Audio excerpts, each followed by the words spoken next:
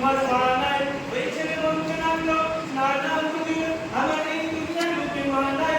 আমার মা থাকলে আমার বদলটা ভাঙা লাগতো না, আমার দেহের মধ্যে কাপড় থাকতো।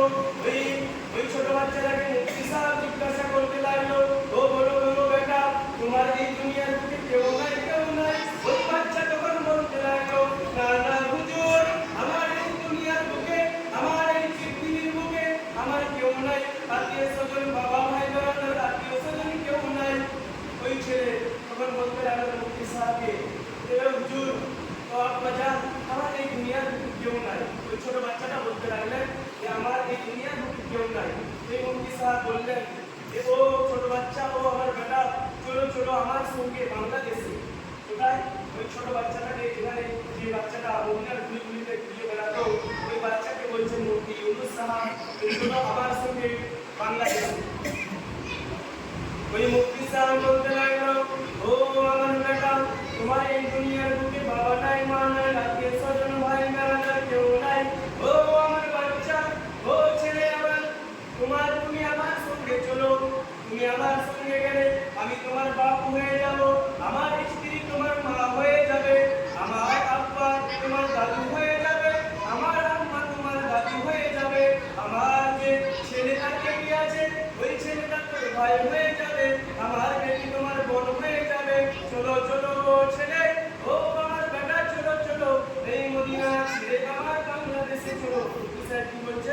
ওই ছোট বাচ্চাটাকে, যে আমার সঙ্গে গেলে তুমি বাবা, আমি বাবা হয়ে যাবে তোমার, আমার স্ত্রী তোমার মা হয়ে যাবে, আমার আত্মা তোমার দাদু হয়ে যাবে, আমার আত্মা তোমার দাদি হয়ে যাবে, আমার আমার বেটা তোমার ভাই হয়ে যাবে, আমার বেটি তোমার বোন হয়ে যাবে, আমার সঙ্গে চলো। ওই মুফতি সাহেব বলতে লাগলো, ওই বাচ্চা বলতে লাগলো, ও হুজুর বলো বলো, আমি যদি আপনার সঙ্গে যাই তো জায়গা পাবো? ওই মুফতি সাহেব বলতে লাগলো, হ্যাঁ বেটা, তুমি যদি আমার সঙ্গে যাও সব কিছুই পাবা। তুমি যদি আমার সঙ্গে যাও আমি তোমাকে জায়গাগুলো ভাগ করে, আমি আমার আজ থেকে দুটো বেটা হয়ে যাবে, ওই দুই বেটাকে আমি ভাগ করে দিব। যেগুলো বাজারের মধ্যে জমি আছে ওইগুলো জমি তোমাকে ভাগ করে আলাদা করে দিব। ওই ছেলেকে বলতে লাগলেন মুফতি সাহেব। ওই ছেলে তখন বললো মুফতি ইউনুস সাহেবকে, তো আপা জান বলো বলো, আমি যদি আপনার সঙ্গে যাই, আমি যদি তোমার সঙ্গে যাই গো আপা জান ওই বাংলাদেশে, তো আমি আব্বা পাবো? ওই মুফতি সাহেব বলতে লাগলো, হ্যাঁ হ্যাঁ আমার ছেলে, তুমি আমার সঙ্গে গেলে আমি তোমার আব্বা হয়ে যাব, আব্বা পাবি। ওই ছেলে বলতে লাগলো, ও আব্বা বলো বলো হুজুর সাহেব, আমি যদি আপনার সঙ্গে যাই আমি মা পাবো? ওই মুফতি সাহেব বলতে লাগলো, হ্যাঁ হ্যাঁ বেটা, তুমি যদি আমার সঙ্গে যাও, আমার সঙ্গে যদি যাও তুমি মা পাবা। ওই ছেলে বলতে লাগলো, ও হুজুর বলো বলো, আমি আপনার সঙ্গে গেলে দাদু পাবো? ওই মুফতি সাহেব বলতে লাগলো, হ্যাঁ হ্যাঁ আমার ছেলে, তুমি দাদু পাবি। ওই ছেলে বলতে লাগলো, আপনার সঙ্গে গেলে দাদি পাবো? ওই মুফতি সাহেব বলতে লাগলো, হ্যাঁ হ্যাঁ আমার বেটা, তুমি আমার সঙ্গে গেলে দাদু পাবি, দাদু পাবি, ভাই বেড়াদার আত্মীয় স্বজন সব কিছুই পাবি, তুমি আমার সঙ্গে চলো বাংলাদেশে। তখন ওই ছেলেটা বলতে লাগলো, হুজুর বলো বলো, আমি যদি আপনার সঙ্গে যাই আমি সব কিছুই পাবো, আমি সব কিছুই পাবো, দাদা পাবো, দাদি পাবো, ভাই বেড়াদার আত্মীয় স্বজন, জায়গা জমি আমি সব কিছুই পাবো। ও হুজুর বলো বলো, আমি কি মদিনা এখানে বাংলাদেশে পাবো? নবীর রোজা কি বাংলাদেশে পাবো? ওই মুফতি সাহেব দুই চোখের আঁসু চলে আসলেন। ওই মুফতি সাহেব বলতে লাগলেন, ও আমার ছেলে, তুমি আমার সঙ্গে গেলে সব কিছুই দিতে পারবো, কিন্তু ও আমার বেটা, তুমি আমার সঙ্গে গেলে আমি নবীর রোজা দিতে পারবো না। ওই মুফতি সাহেব বলতে লাগলেন যে আমার সঙ্গে গেলে আমি সব কিছুই দিতে পারবো, কিন্তু নবীর রোজা দিতে পারবো না। ওই ছেলে তখন বলতে লাগলেন, ও হুজুর আব্বা জান, আমি এই মদিনার গলিতে ঘুরিয়ে ঘুরিয়ে আমি আব্বার মোহাম্মদকে ভুলে যাব। এই মদিনার গলিতে ওই নবীর রোজা যে আমি মায়ের মোহাম্মদকে ভুলে যাব। আমি নবীর রোজাতে যে আমি আত্মীয় স্বজন দাদা দাদির মোহাম্মদকে ভুলে যাব, কিন্তু আমি নবীর রোজা ছেড়ে যাব না। সুবহানাল্লাহ। কি বলতে লাগলেন ছোট বাচ্চাটা?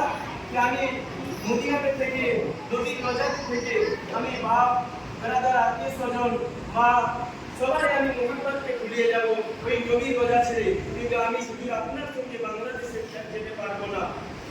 ওই ছেলেটা কেন নবীকে মোহাম্মদ করেছিলেন, কেন নবীকে ভালোবেসেছিলেন, ওই ছেলের মধ্যে আমাদেরকে ভালোবাসতে হবে।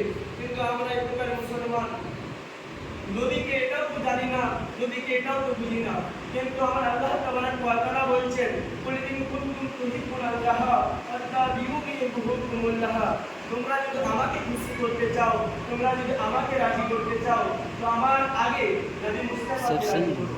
আল্লাহ তাবারক ওয়া তাআলা বলছেন তোমরা আমার আগে নবী মুস্তাফাকে রাজি করো। তো আমাদের এটাই উচিত যে আমাকে আল্লাহকে আগে স্মরণ করার আগে নবী মুস্তাফাকে স্মরণ করতে হবে।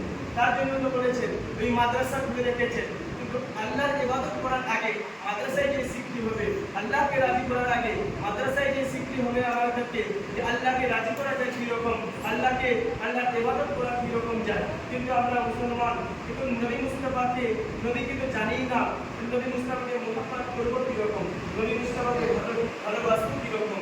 কিন্তু আমাদেরকে আমার আল্লাহ তাবারক ওয়া তাআলা বলেছেন যতক্ষণ পর্যন্ত তোমরা বাবা ভাই বেড়াদার আত্মীয় স্বজনের চাইতে আমার নবীকে না ভালোবাসো, আমার মুস্তাফাকে আমার দোস্তকে না ভালোবাসো, আমি ততক্ষণ পর্যন্ত তোমাদেরকে ইবাদতকে কবুল করব না। সুবহানাল্লাহ। তোমাদের কিছুই ইবাদত দান হজ যাকাত আমি আল্লাহ তোমাদের কিছুই কবুল করব না। তো আমাদের এটাই উচিত হবে যে আমরা সর্বপ্রথম নবীকে মুহাব্বত, নবীকে দিলের মধ্যে রাখে আল্লাহর ইবাদত করব, নবীকে দিলের মধ্যে রাখে আল্লাহর ইবাদত করব। নবীকে ভালোবাসার নামই হচ্ছে ঈমান, নবীকে ভালোবাসার নামই হচ্ছে ঈমান। তো আমি আর আমার বক্তব্যে বেশি দূর লাগাচ্ছি না, টাইম শর্টকাট জুমার দিন। আমি আমার এখান থেকে বক্তব্য এটি করছি। আসসালামু আলাইকুম ওয়া রাহমাতুল্লাহি ওয়া বারাকাতুহু।